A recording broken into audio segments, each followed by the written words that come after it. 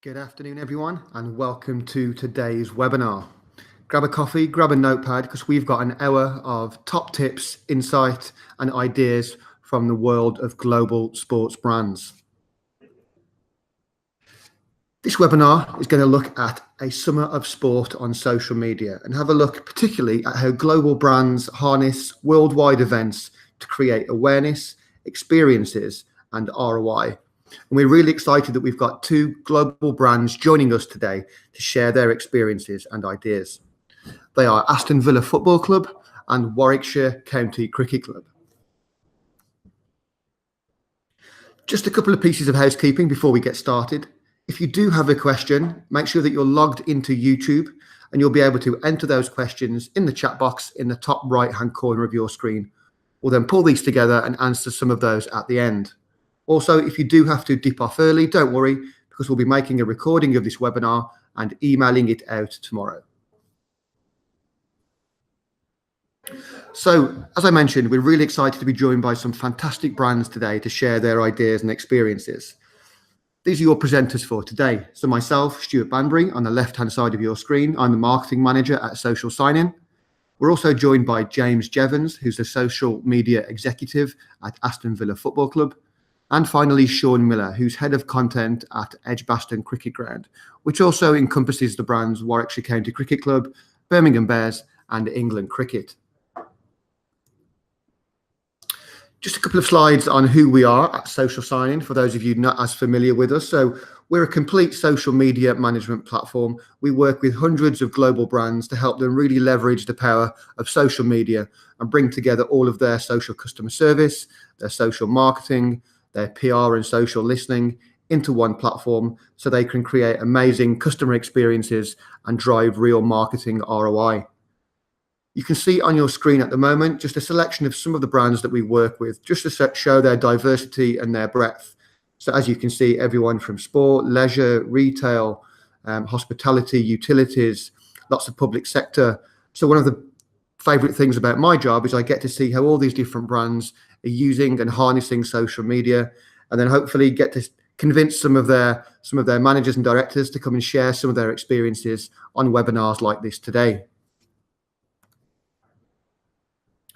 Before we get started, I thought I would just include this slide just to give a bit of context to what we're going to talk about today. And this slide just kind of visualizes the evolution of social media over the last 17 or so years. So back in 2001, social media was all about MySpace and Friends Reunited. And the main objectives back then were growing your community, growing your followers. And that kind of continued for 10 years or so. And then around 2010, we saw the first significant shift start to take place. And that was for brands that had grown these large followings. It was now a case of how do we leverage them? So the currency at that time was things like likes and retweets and shares, but nothing that really moved the needle for organizations. And then around 2014, we saw the second significant shift start to take place. And brands, I think, realized at this point that this whole social media thing, it wasn't going away, it wasn't a passing fad. And it was a case of now, how can we make social media more strategic? How can we align our social media activity to broader, wider business goals and business objectives and start to drive real value from social media? So it may be that you wanted to drive traffic to your website, convert that into sales or online purchases, or online inquiries. It may be that you wanted to channel shift inbound customer service inquiries away from traditional channels like telephone and email across to social media and start to leverage the cost savings off the back of that. Or it may be that you wanted to just use social media to really drive understanding around your customers and use social data to understand your customers' needs and wants and use that to inform your product and service development. So just to give you a bit of background into my idea behind this webinar. So I was looking at the Forbes Sports Rich List a couple of weeks ago, and you can see the top 3 sports earners in 2018 so far on your screen at the moment. On the left, we have Floyd Mayweather, with £213 million of earnings in 2018 so far. In the middle, Cristiano Ronaldo holding up his shirt from his recent move to Juventus, who earned £81 million last year. And on the right of your screen, LeBron James, who's earned £64 million so far this year. So none of them are short of a pound or two. But I think if you also look, you can see the huge social media followings they've also amassed. And if you follow any of these guys on social media, you can see just how sophisticated and how well and how strategically they use social media to grow their personal brand, and also to take part in major industry events within their own space and use that to really catapult their reach and their awareness to the next level. So that kind of got me thinking in terms of, how do sports stars and sports brands really use important events to take their awareness and their reach to new heights. And as I mentioned, this really is a huge opportunity now for personal brands. You can see on your screen Harry Kane, Golden Boot winner of the recent World Cup. You can actually see him sharing some behind the scenes photos and footage from the build up to the World Cup. So almost kind of documenting his life, making it really authentic, giving people a behind the curtain peek of what's going on. And we all like that real authenticity on social media. That really kind of helps to cut through. You can also see on the right, Joe Root, the England cricket captain, how he's also getting involved with the World Cup, giving away signed shirts and really jumping on that World Cup bandwagon to help grow the reach of his own personal brand. And of course, brands themselves also leverage events to huge success. So on the left-hand side of your screen, you can see Nike with a picture of Luka Modric, obviously getting involved with the conversation around the England and Croatia game and using that to leverage almost 1.5 million likes. Again, really helping to increase their reach and awareness. And then on the right-hand side of your screen, you can see TaylorMade, the golf brand, with a picture there from the recent Open Golf Championships up in Carnoustie in Scotland. So they're sharing a picture of Rory McIlroy, tagging in some of the key people within that shot and using that to extend their reach and their awareness and ultimately to help them achieve some of their own commercial outcomes. So I thought this is quite interesting, and I thought we could invite a couple of well-known global brands into the office here at Social Signing, just to give some ideas and insights in terms of how they help to achieve some of these same outcomes using some similar tactics to this for their own organizations. So at this point, I'm really happy to hand you over to our first guest speaker of the day. That's James Jevons, the social media executive from Aston Villa Football Club. And James is going to talk now about how social media has evolved at Aston Villa and how also they use some of these important events and key influencers to really help them achieve their own social media and commercial outcomes. So James, it's over to you for now. Thanks, Stuart. I'll just double check you can hear me okay? Yeah, we can hear you loud and clear, James. Good stuff. Right. Yeah, thanks for joining, guys. So yeah, Stuart came to me basically saying, how have you guys capitalised on what Stuart mentions has been a great summer of sport? So just to give a bit of a background to why I've chosen to talk about the following slides. So you might have seen in local news and national news as well, there hasn't been the easiest summer for Aston Villa Football Club as a whole, and that's mainly down to off the field matters. Now, as I'm sure a lot of you guys who are looking after your social media accounts are aware that sometimes off the field matters dictate how much fun you can have on your social media channels. So although a lot of these slides aren't based around this summer in particular, what I've managed to do is draw upon past times where we've been able to incorporate our fun tone of voice, looking at different sport and events just outside of football. So the first slide I'm going to talk through is basically how social media grown and evolved at AVFC over recent times. So a lot of our strategy is based around, we believe that content is a brand currency. So this isn't necessarily the same for all football clubs, but this is basically specific to us. So the way we see it is, if we want to try and make money through social, which is obviously important to a lot of football clubs, we don't see it as though posting out a link saying, buy this kit is gonna necessarily do that. We've taken the viewpoint that if we can get the Aston Villa name and brand in as many different spaces as possible, we believe that someone is more likely to make a purchase with Aston Villa than if we're constantly sending them links saying buy now, buy now, buy now. And I think having that as the main centre point of our strategy allows us to just be a bit more creative, and have that laid back tone of voice, which will become evident throughout the slides. So like I say, when you compare, sometimes when you look at the football clubs, you might see they've just launched a season ticket, for example, and they're really heavy saying, just go and buy a season ticket now. Now, I'm not saying that we might not necessarily do that, but we like to do it in different ways. So we might just have a bit of fun about here's how so-and-so reacted to when they bought a season ticket, sort of thing. And then, if people like what they're seeing about fans saying, oh, I bought a season ticket, I got all these great benefits, then great. We just like to start those conversations rather than being so direct. And that's why we're always looking at different opportunities in different areas and trying to take advantage of those big moments. So the second point, we think we're a club that's moving with the times. So when I'm talking about this, I'm referring to things like YouTube Live, Instagram TV, which is quite new for a lot of brands, and esports.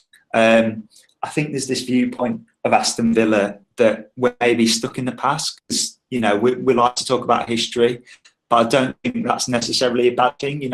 There's not that many clubs that can say they've won a Champions League and the amount of trophies that we have won. So we're proud of our history, but at the same time, we don't want to be seen that we're always talking about the past. We want to be involved in those conversations that are new and they're innovative. So, for example, I touch on the ones there, Instagram TV, obviously a really new thing to a lot of brands, but instead of just being one of the first people to post on that channel, we're currently weighing up how we can do something slightly different. So the approach that we're looking to adopt this season, for example, is rather than us creating content and then posting it on Instagram TV, we actually want to reach out to those fans and those influencers who are producing some really great content about Aston Villa and say, look, we want to showcase your good work, because ultimately a lot of what we do it's all about our fans. Basically, they're the most important thing. They're at the heart of everything we do,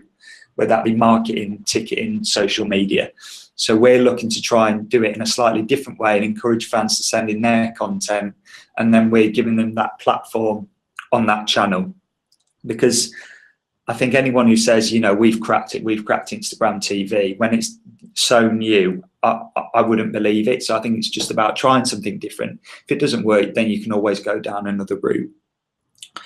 Next one, so you targeting the right people. Again, relating back to how innovative we are, we do a lot of work with data and insight, and that stretches right across the club, but specifically for social.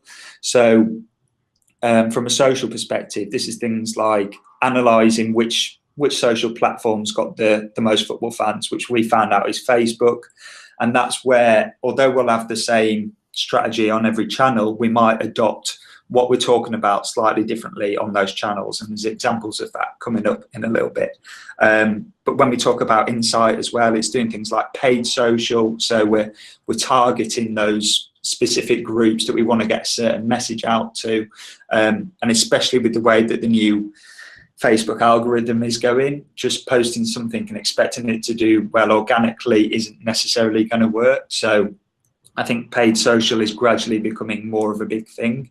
And we started to implement that a lot more into our strategy last season, especially around the bits of content that we knew were going to do well, but we want to give it that extra boost. Or if we've got any big announcements coming out of partnerships, for example, we just want to give it that extra boost and spread the word that little bit further.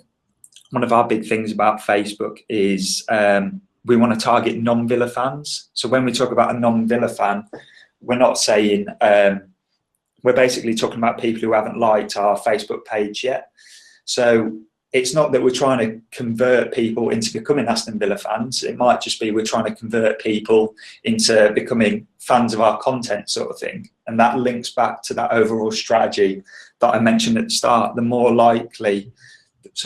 often someone is going to see our content, the more likely that they might make a purchase with us in the Aston Villa store. Next one, unique experiences to fans outside the stadium. Again, this is linking back where we're not afraid to try and be innovative. We've trialed things like virtual reality and quickly found out how expensive that is, but at least we've tried it. 360, so using a 360 camera, that's a big part of our match day. And then we've also tried things like Snapchat spectacles. And the reasons behind doing this is not to say, look, we're really fancy, we've got some Snapchat spectacles. We're just trying to give that different viewpoint to the percentage of fans who are not only inside the stadium, but also outside the stadium. Because I think sometimes it's easy to forget that when you've got 45,000 people packed into Villa Park on a match day, that's just a small fraction of the Villa fans we've got worldwide. So for all those fans who are following a match day on our social channels, we want to make sure that they feel like they're almost in the stadium. So using things like 360, where you can watch the highlights of a goal, but you can and then quickly spin around and watch the fans jumping up and down and reacting to that in the whole end, is something that's really unique. And again, that relates to Snapchat spectacles. Just touching on Snapchat, we were sort of a bit up in the air at the start of last season about what do we do with Snapchat, because to us it was becoming evident that it's Instagram, and especially Instagram stories, was taking over Snapchat. So we thought, like I say, let's be a bit brave. Let's try with some Snapchat spectacles. Gave them to an influencer who was almost a Villa fan, and he simply went round on a match day, getting loads of behind the scenes content, a short clip which you'll see in a minute. And again, it's just giving fans that different viewpoint that if you're not at the stadium, you just might not see those little things where a player engages with a fan, or a manager shakes a fan's hand. Just getting all those little things for that large percentage of fans who are not in the stadium makes it feel as though they're actually part of it. So touching on tone of voice, which I've touched on already, this is a massive thing for us. Obviously, football, it's such a crowded industry in so many ways. Aside from the clubs, you've got football publishers. It's the biggest game in the world. So how do we stand out? And we're trying to do that by being brave and adopting that style of tone of voice. I think the norm for football clubs especially is probably quite formal, but I think that is gradually changing. And that's where we want to break that mold. We don't want our fans especially to come to us and think, we've got to play it straight down the line because we're the club and we're always seen to, project the party line sort of thing. We want to break up the norm a little bit and adopt that sort of laid back style. Now, that's not necessarily saying that sometimes we haven't got to adopt that formal tone of voice, because there's certain instances like we've seen over the summer where we've maybe not had as much fun as what we want to, but in those instances where the team's doing well, where there's opportunities where we can capitalize on that, then that's where we really want to stand out from the crowd. And that's where we're always trying to incorporate this with big content opportunities, which again you'll see a little more of in the following slides. And then just finally on this slide, so touched on it already, but yeah, the fans are the most important thing. They're at the heart of everything we do. Couple of examples of this. We used to have AVTV on the website, which is behind a paywall, so you'd see highlights, featured interviews and everything like that. And because we want to put the fan first, we've actually made YouTube now our main video player, so we've scrapped the paywall. The only thing that's behind a paywall at the moment is AVTV Live, and that's live streaming of the games for our international fans, but that's not down to us, that's down to the EFL, so there's not much we can do about that. But we want to make as much stuff as possible free to fans. And again, it's about what we go back to at the start. Content is our brand currency. The more fans that can see the sort of content we're doing, the more we're going to reap the benefits from that. And I mean, another example again is going back to our kit for this year. we're keeping them at the forefront of everything we do. So we've got sort of little nods to our history. We've actually taken feedback from last season and implemented that into our kits for this season. And that's, you know, small things like last season we got the feedback that our home shirt maybe wasn't as claret as it should be. And you wouldn't believe that a sort of thing like that for this season, fans absolutely love the fact that it's the right colour of claret. But if we hadn't been listening to our fans, then that could have gone on for another season, and then we'd only pick it up halfway through and things like that. So I think the main 2 points from this slide are content is our brand currency. We want to get in as many spaces as possible, but do it in the right way, and that we're always thinking about fans before anything else. So the next one, touching on the role of influencers. So I think influencers can sometimes be quite a wide-ranging subject. So I think many portray it as one set of fans, but we're quite lucky that we have quite a wide range to tap into. So it's not just fans, but it's former players, it's current players, it's, you know, it's those celebrity fans, and I think that's where sometimes there can be a bit of confusion about what influencers exactly are. And the way that we use influencers at Aston Villa is we're always using to tap into key events and help, you know, maintain that positive sentiment. So things like kit launch, for example. One of my roles before launching the kit was drawing up a list of influencers, sending some imagery out to all those influencers. So, you know, but we don't want them to say, oh, well, I'm not writing the kit. I'm not going to say that I love the kit if I don't. We want it to be genuine. So it's not like we'd send them word in saying, could you write this sort of thing? So I think fans can pick up on that if it's too manufactured. But it's basically sending them a picture saying, if you like the look of the kit, it'd be great if you could push it on social. And that example there, Tony Daly, who's a former player, managed to send him an image, and it was lucky that he really liked it. And our kit has gone down well this year, which is great, and I'll touch on that in a couple of slides time. And like I've touched on there, we recognise that fans are going to be more likely to be persuaded by other fans than us to buy a kit, because they know that we're going to say it's great. But if they actually see other fans saying, oh yeah, that looks really good, to us it seems as though they're going to be more likely to purchase a kit because of that fan reaction. And then on the last point, yeah, real fan involvement that benefits both us and them. So we like to get these influencers involved. It's not just saying, can you stick a social post out? We actually really want to get them integrated into the club. And I mean, some good examples of this, like I touched on already, we have our an influencer who ran our Snapchat channel last season on a match day.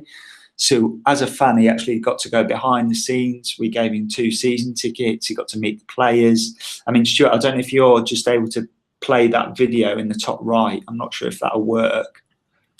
No, I don't think it's working on this slide. That's all right. You might have to just I'll talk through it. Yeah. So this is basically where, yeah, our Snapchat host, he was in the tunnel. Players were walking past, coming out to warm up. And Albert Adoma, who's such a great guy, he recognised Luke, who's the guy who's running our Snapchat channel, basically took him off him, put him on himself, and then walked out in the tunnel with the Snapchat spectacles on. Now, one, not only is that great content for us, because you're getting that actually first-person view of what it's like to walk out in the tunnel at Villa Park, but secondly, the fact that Luke got to interact with Albert on a match day as well, again, is a great thing for him and a great thing that he can tell all his mates. So it works for us and it works for them as well. And then, I mean, another example is one of the presenters of the local fan channel. We had him presenting our Facebook Live pre-match show last season with a former player. So we had Ian Taylor, who's a club ambassador at the club. So it's basically getting his views ahead of each game. But we actually got Dan in, who's a massive Villa fan, like I say, presents a local fan channel to interact with Tails, and he was actually his hero. So again, great content for us, because you're getting that fan's perspective and you're getting a former player's perspective, but also, you know, a fan meeting a former player. Not often do you get to do that. So again, it's working for us and them. So the next one, talking about other sports, which I've touched on already. So like I mentioned at the start, it's been a tough summer in terms of examples that I can show from the summer just gone. But I've included some examples of here of where we've been able to do things in the past. We did actually have players out in the World Cup. We had 2 or 3 players out there. But again, we were limited to actually what we could do with those guys purely for the fact what was going off the field. So I'm just going to touch on some examples that we've done in the past. So the first one, so this is relating to golf this time.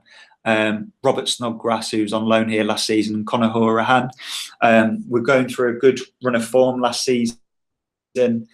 Masters was on, so we thought, why not? It'd be a good idea to basically clip up a famous Tiger Woods moment, but put their heads on it. So what you'd see in this video is basically where we put Snodgrass's head on Tiger Woods. He hits a shot, and for all the golf fans, it's the one where it literally seems like it takes forever to drop, but it drops in the last minute. And it basically, then you see Conor Hourihane come in, who's acting as the caddy in this one, and they're high-fiving each other and things like that. And the fans absolutely loved it. It was great feedback, got great numbers across all of our social channels. So yeah, that's a good example of we're capitalizing on good form, which is great, which you need to, because you're never going to win 46 games throughout a season. And we're talking about something that you know that sports fans are talking about, and maybe not Villa fans, but we're getting involved in a different sort of conversation by using the right hashtags and again using an appropriate clip. And one thing to point out when we are doing the funny gifs like this, that it doesn't have to be perfect. As you can probably see from the still there, is that the quality isn't great, but we've almost found that works, especially on Twitter.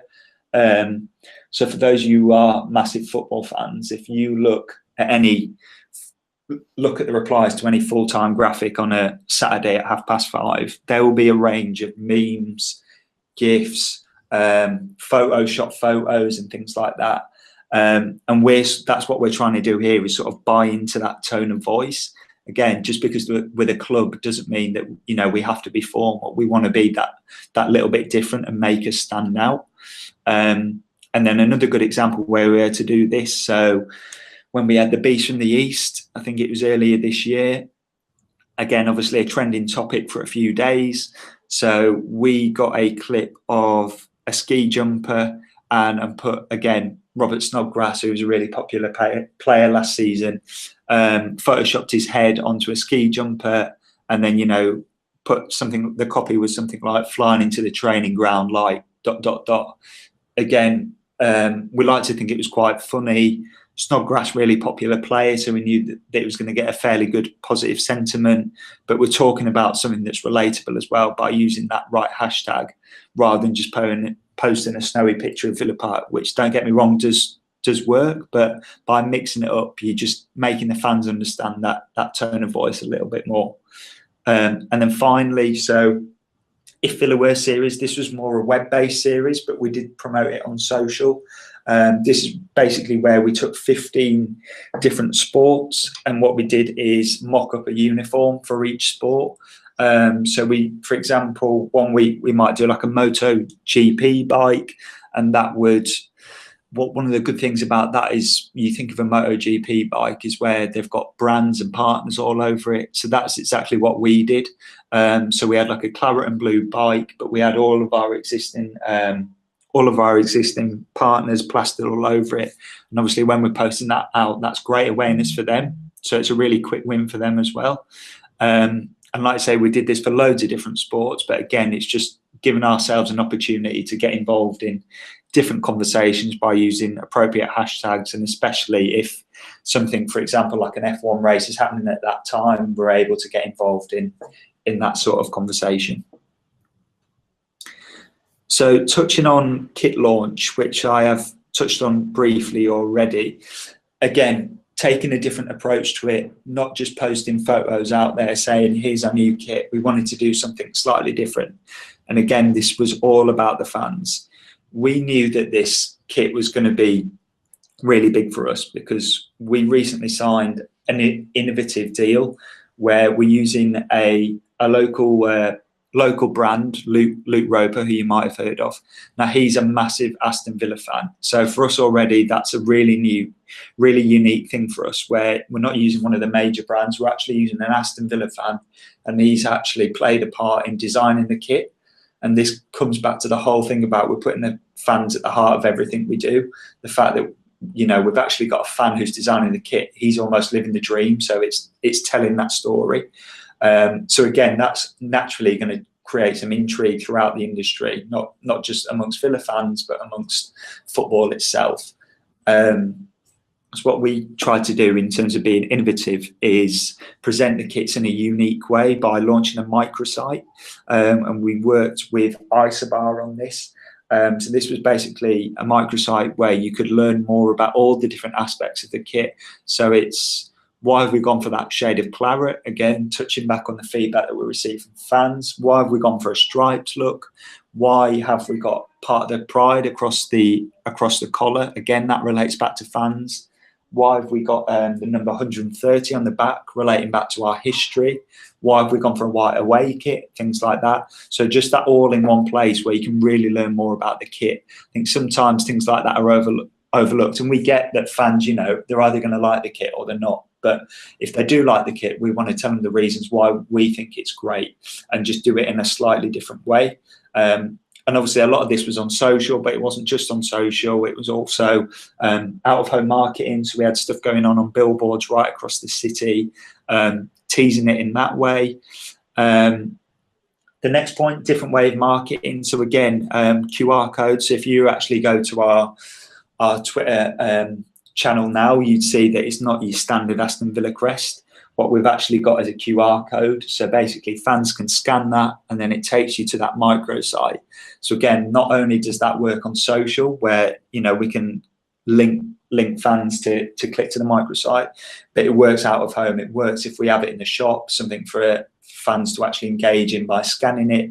It works if we have these things around the city. It just works in so many different aspects, rather than saying go to our social channel. You can literally just say scan this to find out more about our new kit.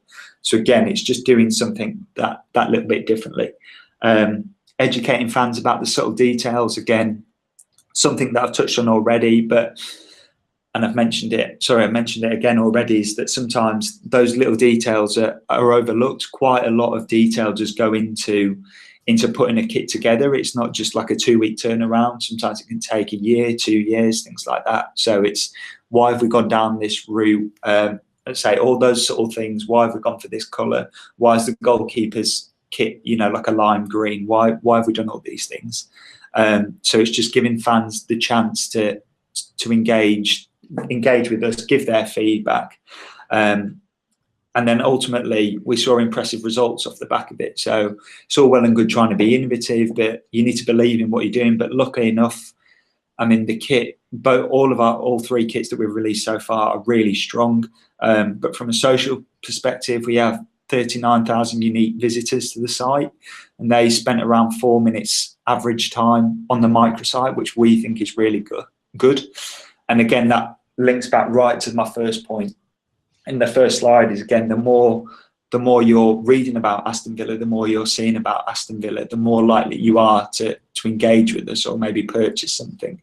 And we actually had 58% of traffic up compared to last year, which again is obviously great. So going on to the final slide, so customer experience. So I think it's common knowledge that we've got a really large fan base, and that's replicated in our social channels. So yeah, just over 1 million followers on Twitter, 2.5 million Facebook, and then currently on 215,000 on Instagram. So that's pretty big numbers to us, but we're always looking to be bigger.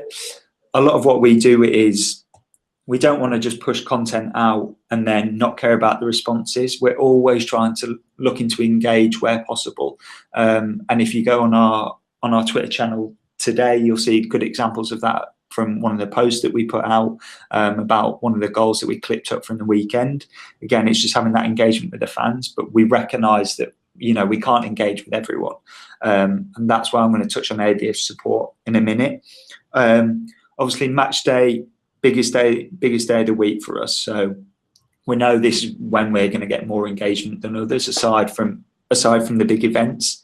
And like I've touched on already, yes, we want to adopt that fun, light-hearted tone of voice, but we do need to remember the basics. So this is putting in all the key information all in one place that's easily accessible across all of our channels, social and digital. So something that we adopted last season was creating a Facebook event for each of our home match days. So in this, obviously, again, we can get the word out there saying, see, you know, who's attending, who do you know that's attending. But in that one place, we can post links to key travel information, like a timeline of the day.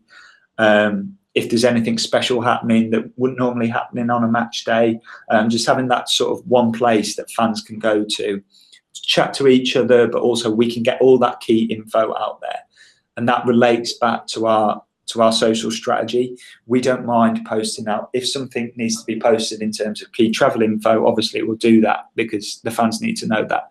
But we don't want to get into the habit of posting stuff for the sake of it, because we know if we post, say, a timeline of the day on Twitter, we're not going to get any retweets for that, and we might get 4 or 5 likes, but that's not going to do anything for our engagement rate. So if we have it all in that one place where fans can chat to each other and we can chat back, that works better for us rather than posting loads and loads of posts that aren't going to do anything for our engagement rates. And like I say, that's across digital as well. So we have like a match pack for every single match day, which has not only got, you know, team news, bits from the press conference, but also, you know, is it your first time at Villa Park? Here's the best ways to get here. Here's the offers that you can get if you go into the Villa store, things like that.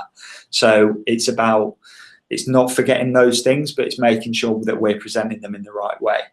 And then the last point, so again, this is a big part of our customer experience on social. So I think a lot of clubs at the moment they don't necessarily engage with fans that much. And like I say, we'll always look to do that where possible, but because we've got such a large fan base, we can't always engage with everyone.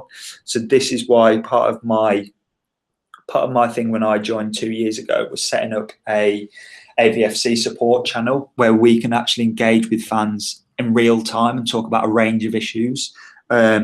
So that might be, you know, being reactive to if there's issues with season tickets, we can be there engaging with fans straight away.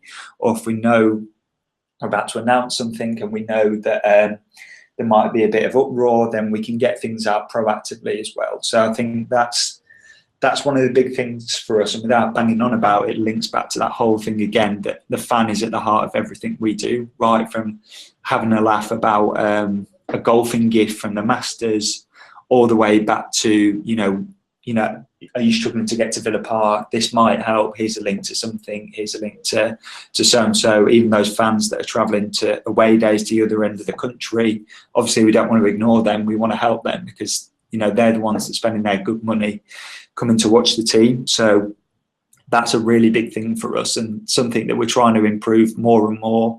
Because we know how important it is to have that real-time responses, and fans expect that now. They don't expect to be waiting 2 to 3 weeks replying to an email. So this is a massive thing for us, where we can keep our finger on the pulse in terms of what sentiment is like amongst the fans, but we can also engage with them in real time.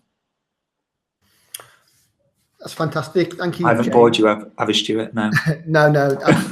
It's been really interesting to hear actually how you bring to life that idea of, you know, the fan being at the heart of everything that you do, and how you activate that concept across all of your different offline and online channels. So I think that's really interesting to hear, alongside obviously some of the content ideas that you shared with us. So if you could hang around for a few minutes, James, just while Sean does his bit next, and then I know we've had 1 or 2 questions come through on YouTube as well. So what we'll do, if you don't mind, is we'll wait until Sean has done his slides on Edgbaston, and then we'll go through all the questions at the end. So if anybody does have any questions about James's content that he's just shared, or about what Sean is about to share, just drop them into the chat box on the right hand side and we'll go through those at the end. So next, I'm really happy to hand you over to Sean Miller from Edgbaston, who's going to talk you through some similar concepts, but this time from a cricket perspective.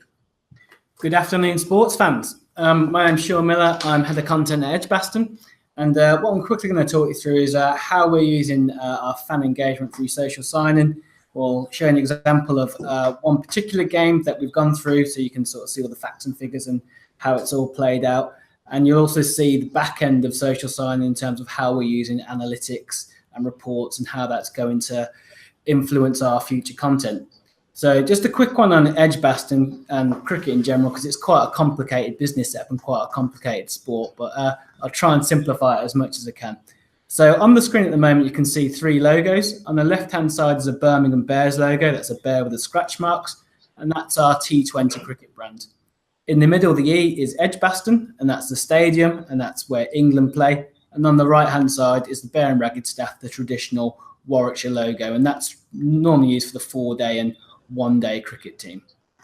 So we've got 3 brands. Each of those brands has got its own channel, its own identity, its own visual logo, its own website. So we have 3 very unique identities to play with.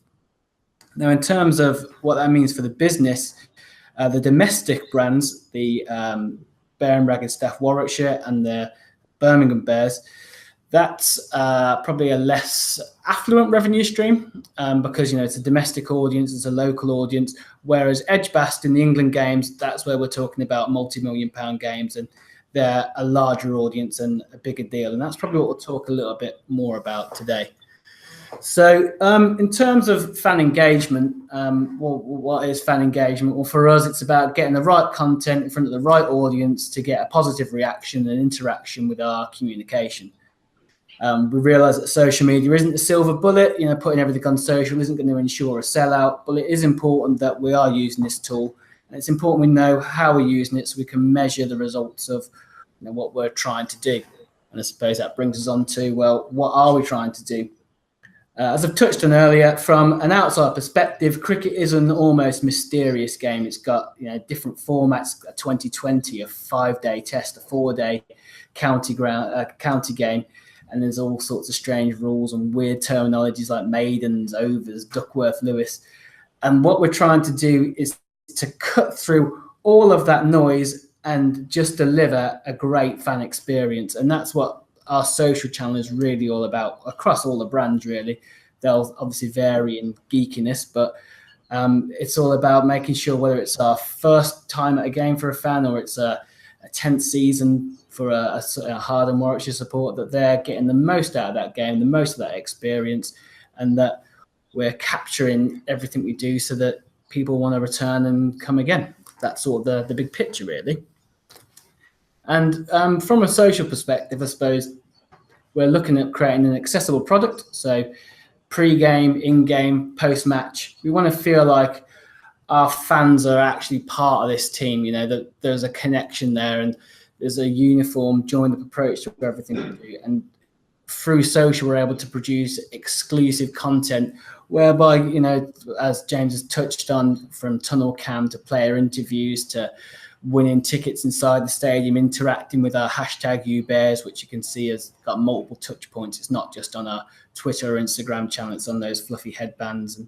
And we're taking digital into the physical arena as well. We need clear call to actions with products. We try and link up tight with our commercial partners, as I mentioned, with Best Seats in the House. That's a Unibet activation where guys can win seat upgrades. And our goal from this slide, or what I hope this slide shows, is that we want to demonstrate that when you come to the cricket, it's not just about cricket. It's about having an awesome time. And what we're trying to do is document that sense of missing out. And cricket's really, really fortunate that it's not football. Football is very tribal and people are very invested in their actual result, whereas we can allow people to invest more in the experience, and the result doesn't really matter largely in cricket. I'm sure there'll be a lot of people that disagree with that, but the experience is absolutely everything for us. Now, when you have 3 brands, and one of those brands is a major international brand, when we're talking about England, we're obviously going to have different audiences. So as I touched on with the Bears T20 brand, that's a very young entry point to cricket, where it's all about the experience, pyrotechnics, music, 4s, 6s, and wham bam, thank you, man. The Edgbaston brand is about England, Ashes, that almost once in a lifetime experience. You've got to see an Ashes test, you've got to see a test match, and that's where we're really capitalising on those big sellout games. And whether that's someone's first test or whether it's their 10th time at Edgbaston, we need to keep delivering that experience. And finally, Warwickshire, which is again a domestic brand, and that's typically attracting an older audience for a slower pace game over 4 days. So to give you a bit more of an idea of what that actually means in terms of our demographics and our users, just from a location point of view, our Birmingham Bears team, you can sort of see on our Google Analytics here, the location is pretty much local. It's a 25, 30 mile radius is the majority of our traffic. This is UK only, obviously. As James alluded to, Villa are a worldwide brand, and cricket's a global sport, and we also have a lot of international fans as well. But just for this example, I've just dialed down on UK just from April to July. So you can see that Birmingham's obviously the top. Then we got Coventry, Walsall, Solihull, all the kind of local areas you'd expect to attract. And there's a decent sort of number of users. Through Edgbaston, however, we're actually attracting our majority of users from London and from Manchester, Bristol, Nottingham. That's a very different proposition to who you're talking to. So when you're looking at tone of voice and the type of content you're pushing out, you have to tailor that obviously very different to those two brands. And I guess it's really about understanding what you're trying to do or what you're trying to achieve. And in our case, especially with Edgbaston, what we're trying to sell. Over the last 10 or so years, we've been challenged with selling out some big major matches. And in 2017 was probably our biggest year, really. We sold 200,000 tickets for just major matches. So on top of that, you've probably got another 100,000 for Birmingham Bears and probably 50,000 or so for actual Warwickshire 4-day games and 1-day games. So there's a lot of pressure to sell quite a lot of tickets. And there's obviously a lot of financial reward too. So the goal really for us is to sell out our stadium. It's to put on an awesome match and then document it all, so we can then start rolling that into our next event and selling out that next event. And I suppose it's a bit like, how do you eat an elephant? It's a very big task to try and get all of that around. And a bit like that old adage, how do you eat an elephant? Well, it's all about doing it one step at a time, one bite at a time. And that's exactly what we're trying to do.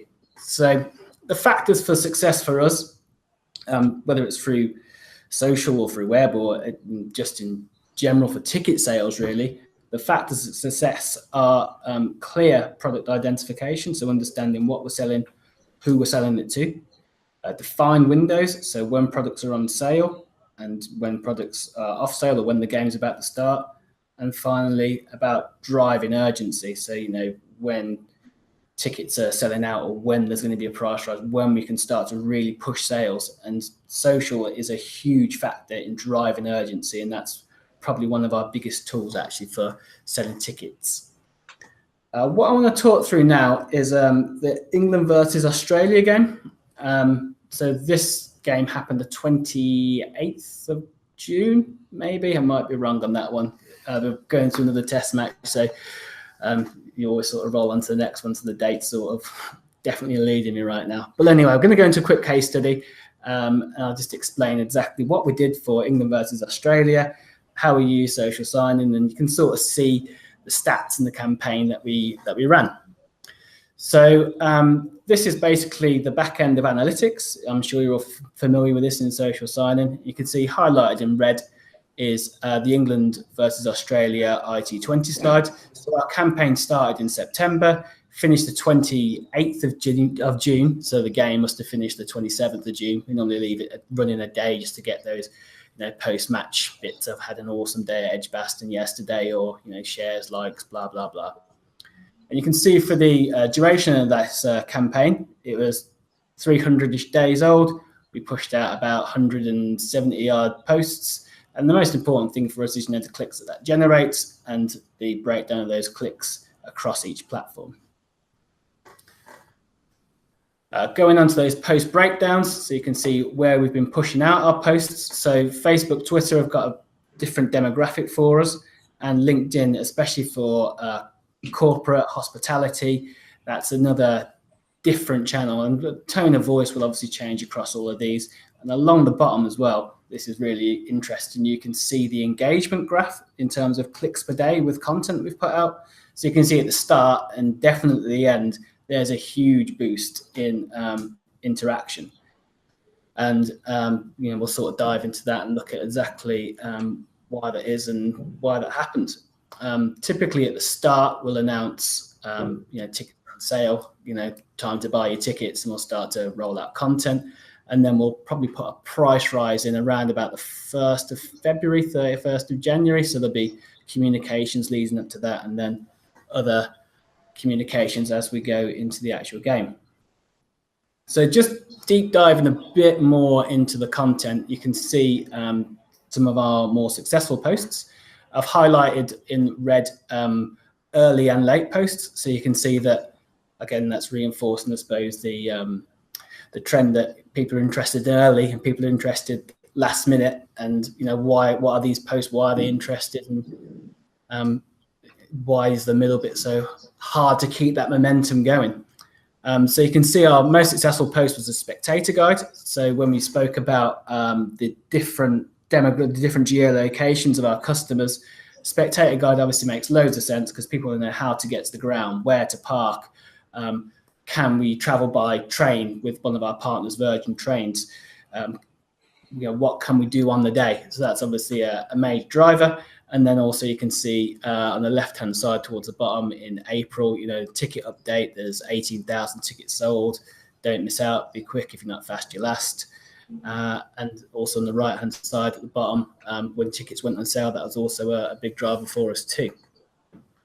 So again, just looking at those early communications, we'll look at if we look at actually how we use Warwickshire to advertise an Edgbaston product, which is quite interesting. So we're almost cross-promoting brands there.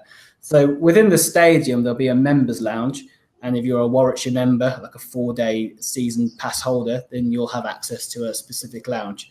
As part of your membership benefits, you're able to get early tickets to test matches. And that's obviously a big driver and a big point of kudos for our fans. So when we're able to push out messaging to say, we're almost sold out on this day and this day, be quick, we'll see interaction from that. And more importantly, we'll see ticket sales from that too. So we can use Warwickshire to leverage an Edgbaston product. So we're using one set of fans to influence another product, which is quite interesting, really. On the right-hand side, you can see how we segment our stadium as well. So if you're not a Warwickshire fan, if you're just going with the guys or girls to the test match, you can see what stands are starting to sell out. Remember, this is back in April as well, so you can see the demand, and maybe not all of these were totally red or totally orange, but that's a liberty of marketing, that you're able to drive that urgency by saying, your favorite stand's about to sell out, so make sure you're quick or you're going to miss out on an awesome day. And that awesome day is then reinforced through past images, past videos, and other highlights as well that we'll push out through social signing. Pre-game communication. So like I said, we've seen the early spike. This is the late spike. So pre-game is like literally last minute. So this is spectator guide, everything you need to know for the big game day.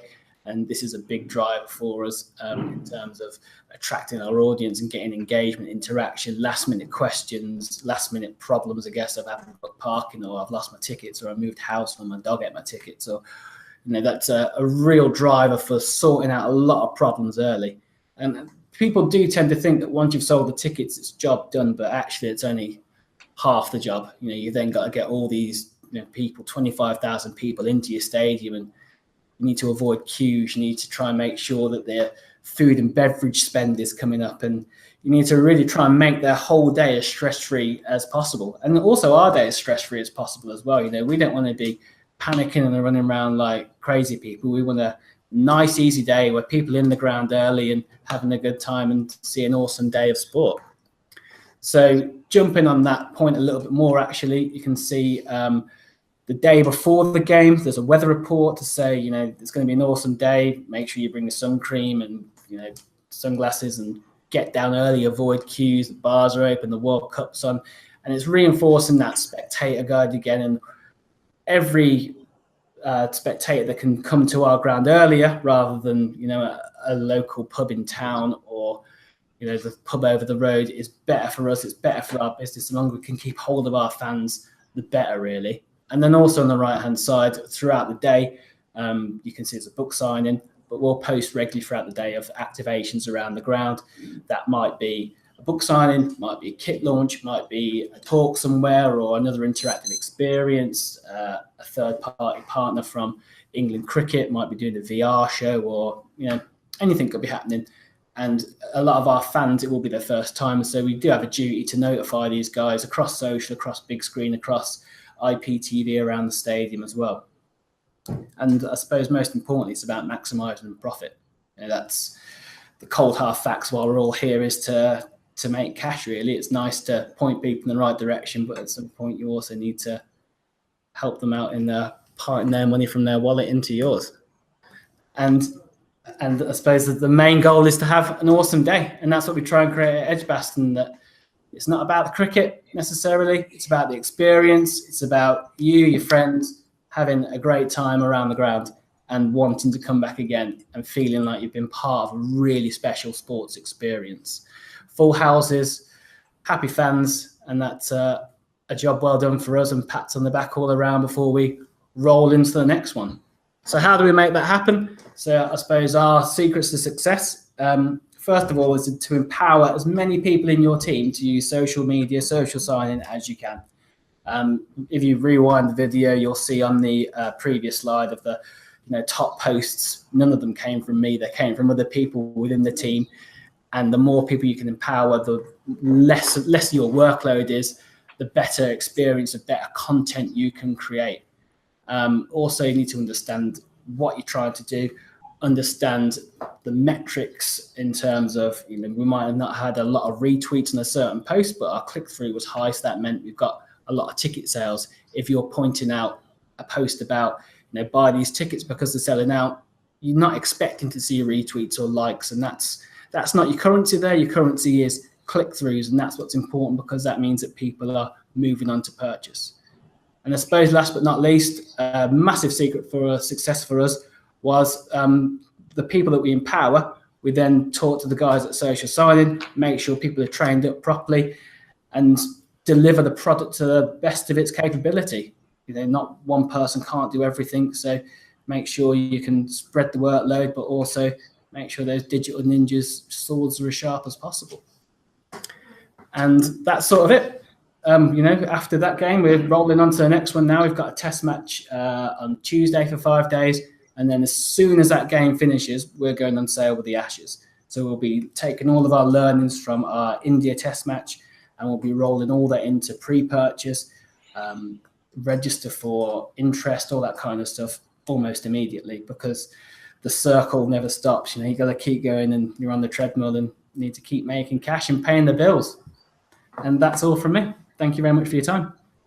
That's wonderful. Thanks, Sean. Thanks very much for that. I know it's kind of getting on to just past 2 o'clock now, but hopefully that's been really useful for everyone. You've got lots of ideas and insights about how to large but very different sports brands, use social media, use influencers, create amazing fan experiences, produce content that really kind of cuts through. So I'd like to just finish for a couple of minutes on some of the questions that we've had through before we wrap up.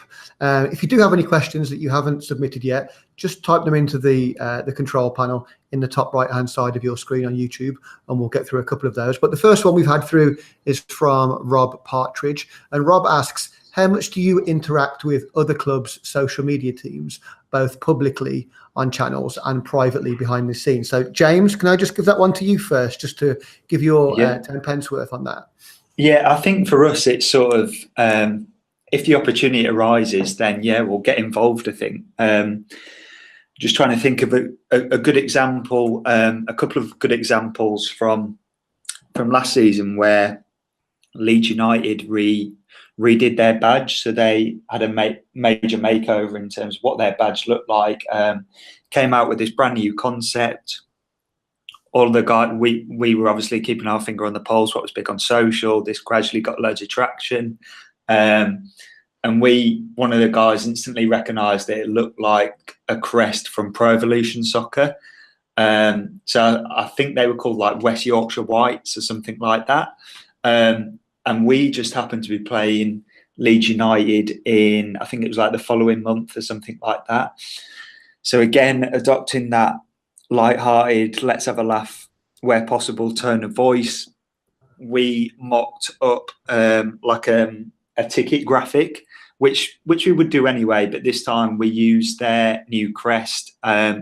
We said whatever we were called on Pro Evolution Soccer, I can't think, it was like Claret and Blue team versus West Yorkshire Whites. Get your tickets now with a little winky face. And I think that got something like 15 to 16,000 retweets. And again, because we're talking about a topic, we're having that bit of banter. We were sort of following. It was almost like everyone was thinking it, but no one big said it. So we just sort of said it because we thought it was going to be no harm to us. And at the end of the day, I think you have to remember that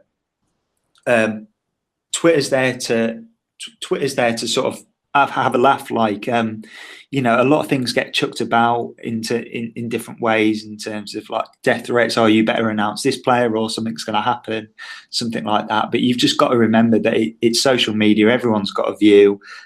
We thought we'd have a laugh with it. And obviously by putting a link in to buy your tickets, our ticket numbers rocketed it up. I think the click-throughs were like unbelievable compared to what we get normally, say a standard ticket post. So that was really good, and that got picked up by people like BBC Sport, Copper 90, people like that. And then another example was, I think it was last February, Conor Hourihane, who we signed from Barnsley, scored a great goal. I put out some copy that the fan, he came with this well-known song that the Barnsley fans had supposedly come up with. And then we posted it out with those same lyrics because all the Aston Villa fans were posting it. And then Barnsley interacted with us, came back saying, oh, we sold you the player, but we didn't say the song, sort of thing. And then I literally went back with a meme from the In-Betweeners where it's Jay saying, oh, friend, or something like that. Just something really silly. And again, just gave us a great opportunity to showcase that tone of voice and talking about something that's popular culture in the In-Between. It's like everyone says that line now and again. So it was a great opportunity to use that. So I think, yeah, where the opportunity is, we'll always try and do it because we do have that tone of voice. In terms of like chatting to clubs behind the scenes, we don't really do that from a social perspective. I think the only time we do that, just to give it a bit of an insight, is when we are announcing a player, saying we've signed a player from somewhere else. We just liaise with the other team in terms of what time we're going to be announcing, so it's consistent. So that's an example of those formalities. But in terms of ideas, no, we're very individual because, like I say, we think that we are that bit different to some of the teams out there. Okay, great. Thanks, James. Just a quick question for Sean before we finish off. You spoke about how to create content that cuts through and is liked and shared and people like, but at the end of the day, there's a commercial reality to that. So, I mean, in terms of that kind of split in between fun, entertaining, shareable content, but actually also including content which drives ticket sales and puts bums on seats, how do you kind of manage that split, and what do you think is the best kind of percentage either way?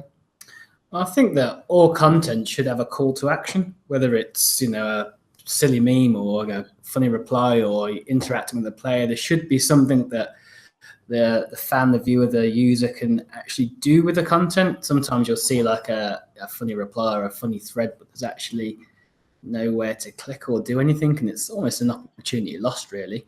What we'll typically do in terms of commercial split is we'll have a calendar where we'll pinpoint our big days for tickets, or big times where we'll drive ticket sales or shirt sales or whatever. We might base that around certain dates in the month, which are clients' paydays or fans' paydays, and then around that we'll just scatter around the sprinkles, really, the glitter of jumping on replies and memes and joining in conversations and other topics. So it's there is a bit of science to it in terms of where we're going for the big paydays and where we're just trying to engage and keep conversations going. And something actually that we're quite keen to do is we try and link up with partners as much as possible. So as I mentioned with Virgin, if we're talking about tickets are on sale, that's a perfect time to say, and also book your seat with club partner Virgin or National Express or whoever else we're working with at that current time. Okay, cool. Thank you. Cheers, Sean.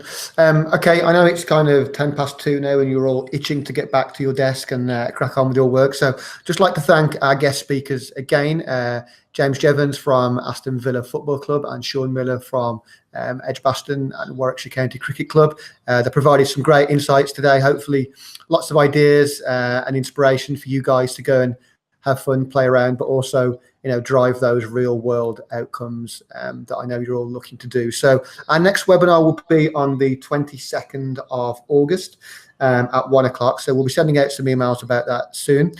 This time we're going to be joined by Thames Water, who are going to talk about how they've used social media from a customer experience and customer service perspective to deal with the very hot weather we've been experiencing lately and all the questions that they get sent on social media. So really how they use social media to extinguish that summer heat wave. So look out for an email about that in your inbox soon. So, okay, folks, have a great rest of the day and look forward to speaking to you again soon.